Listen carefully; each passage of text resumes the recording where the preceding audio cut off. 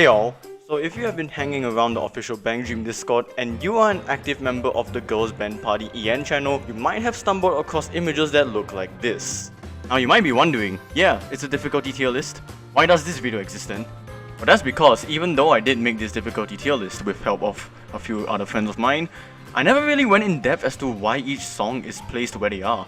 Why song A is higher than song B or something like that. I made the tier list so that if newer players wanted a new challenge, for example, full comboing all the 25s, they can use this as a guideline so they won't think that full comboing Tokimeki Experience would mean that it will be an easy breezy step to full comboing teardrops. See the issue there? The highlight of this video will be to break down every level 25 chart and examine as to why it is in its tier. Another question you might ask might be this: won't this video be outdated very quickly? Well sure, there will be quite a few songs that will get added into the worldwide server by the time this video is up, but since the server won't be deleting existing songs, or at least I don't think it will, I will be covering every single level 25 up until the latest event as of the recording, which is the Nihao Smile map event. So let's go! Let's start off with the lowest tier in the list, 25.0, consisting of 3 songs, Tokimeki Experience, Secret Base, and Legendary English version.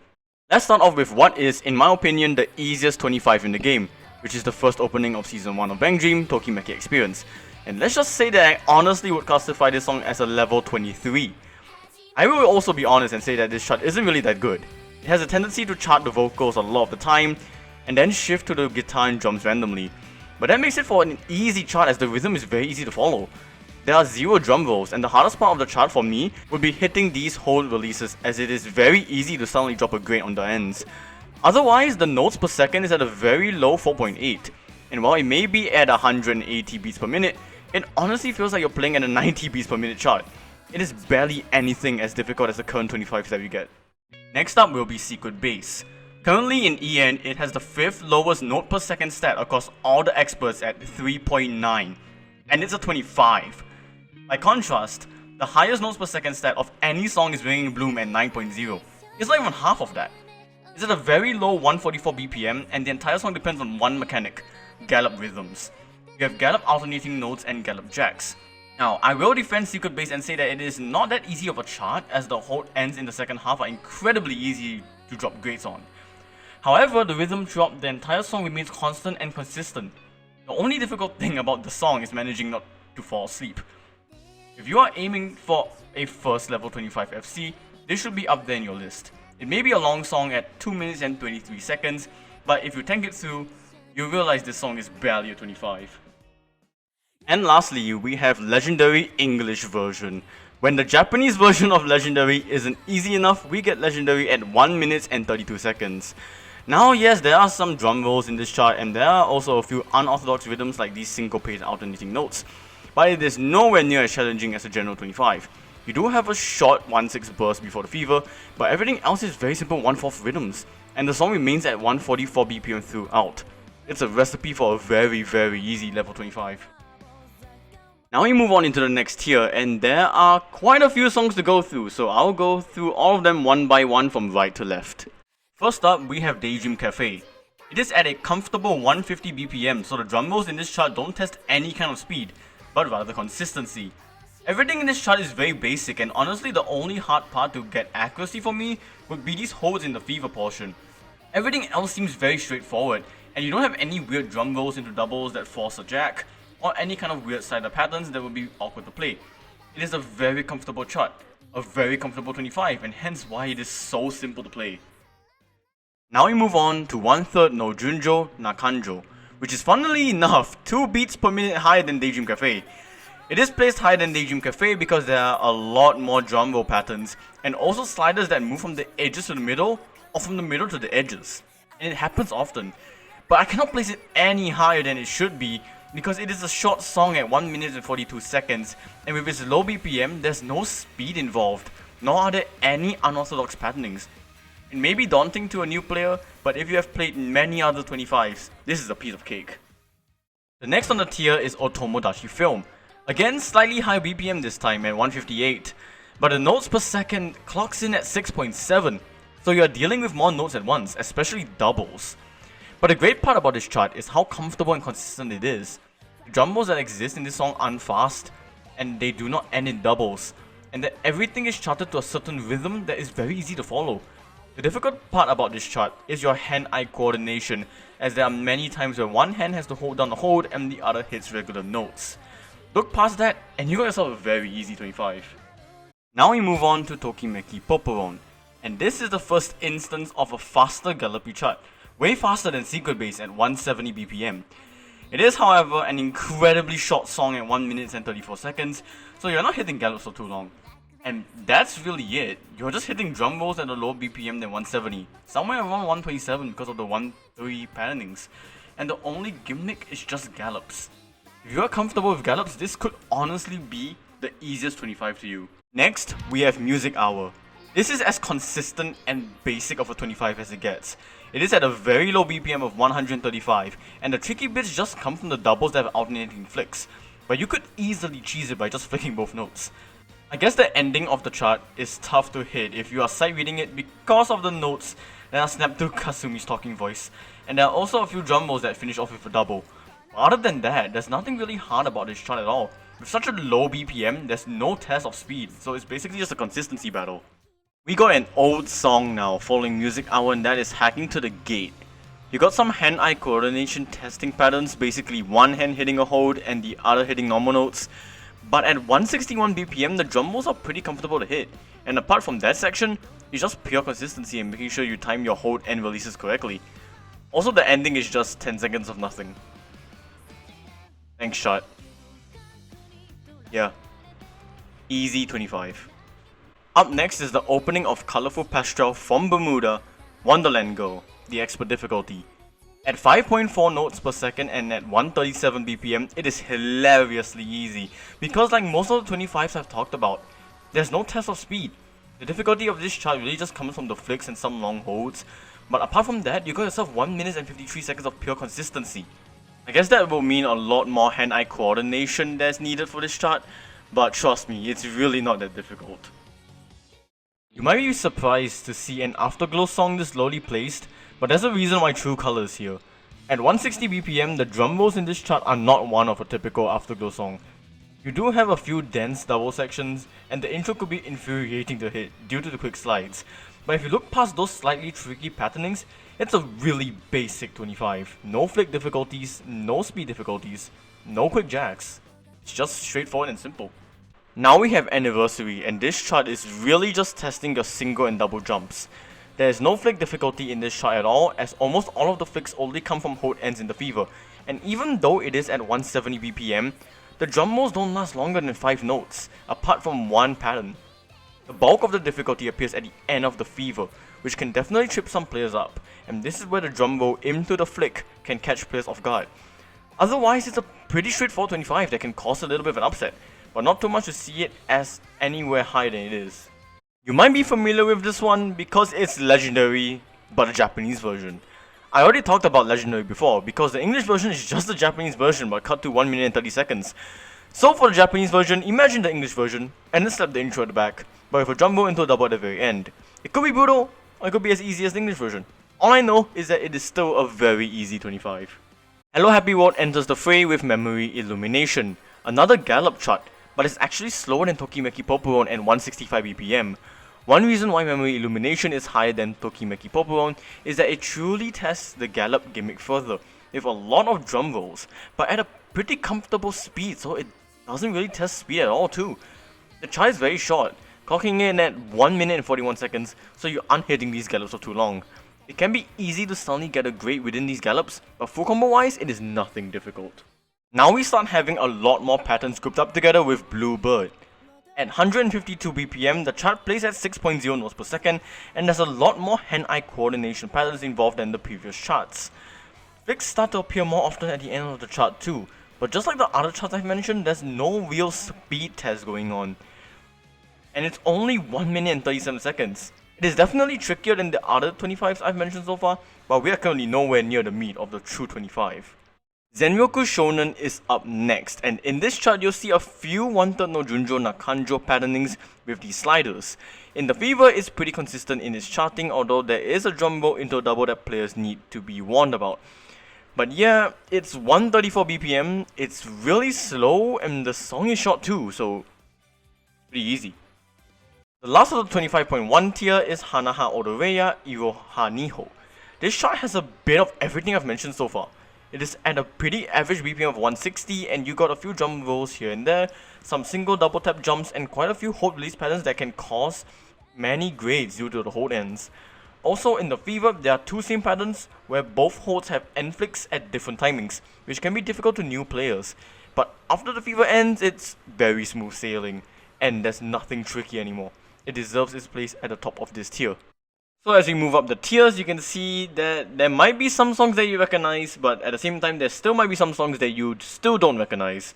I'll still be going through all of them anyways. Firstly, we have Genesis of Aquarion. This chart is interesting in the fact that it is at a slow 152 BPM, yet pretty technical in the sense that holds are very prominent in the fever.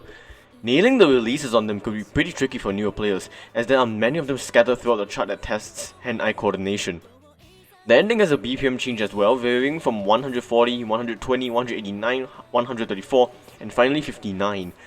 It can be pretty daunting, but overall it plays very comfortably and there aren't many major hiccups in the chart that will cause issues.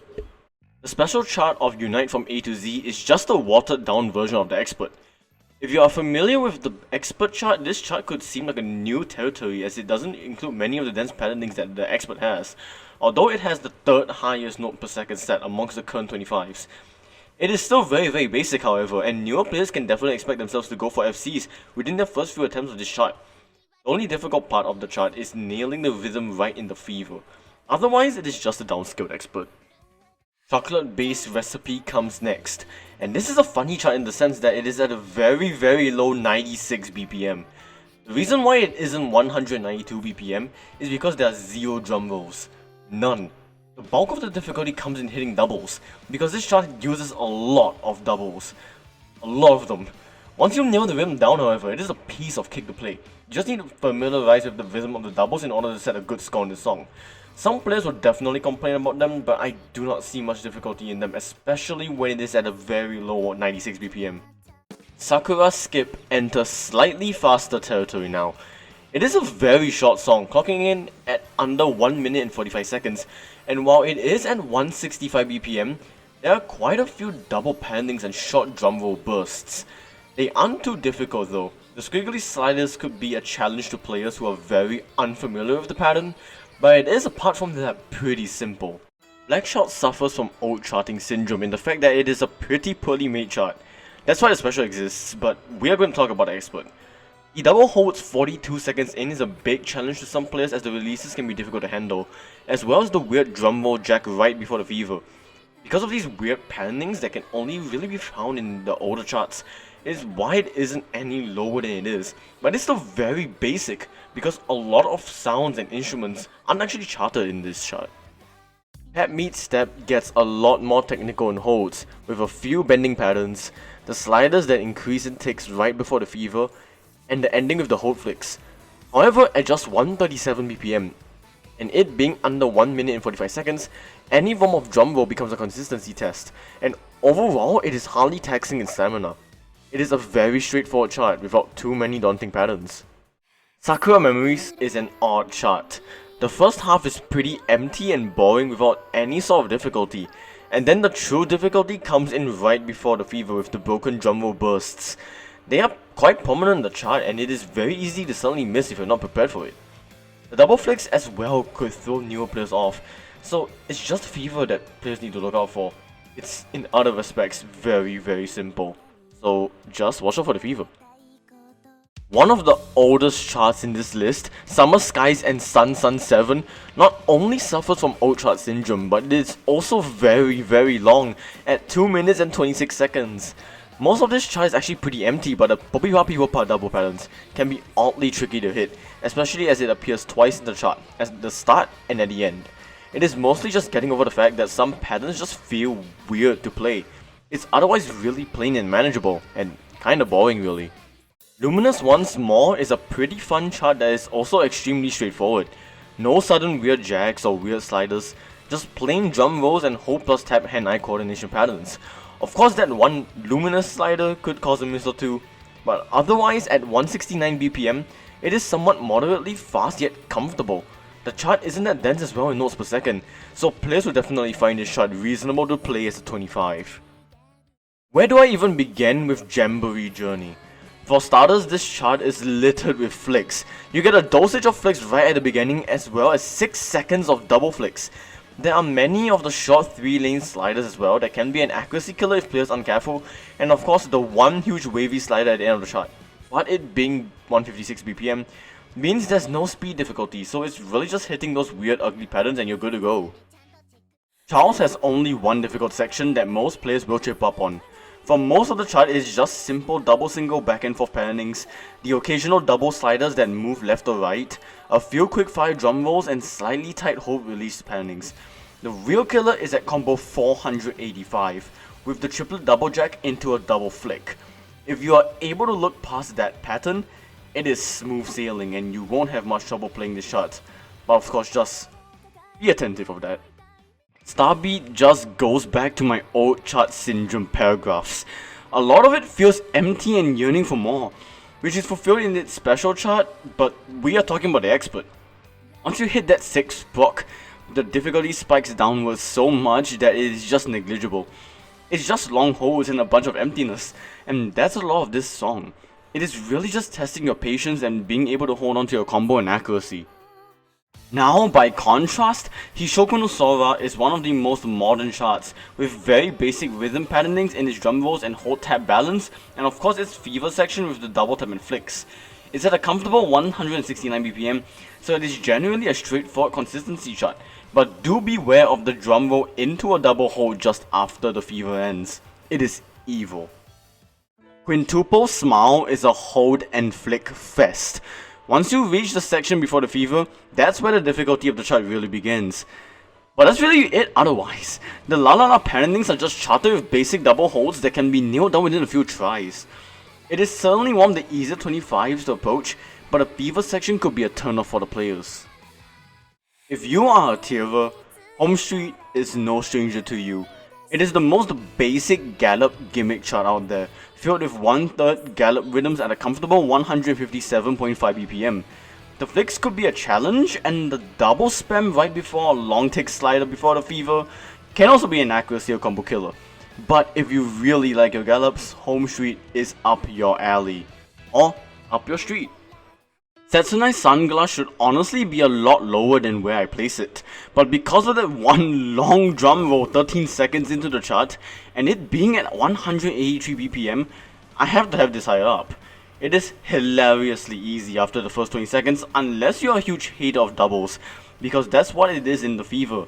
A lot of doubles, and also some hold tap hand-eye coordination patterns. The ending could also be an eyesore, as both your hands need to control hold releases.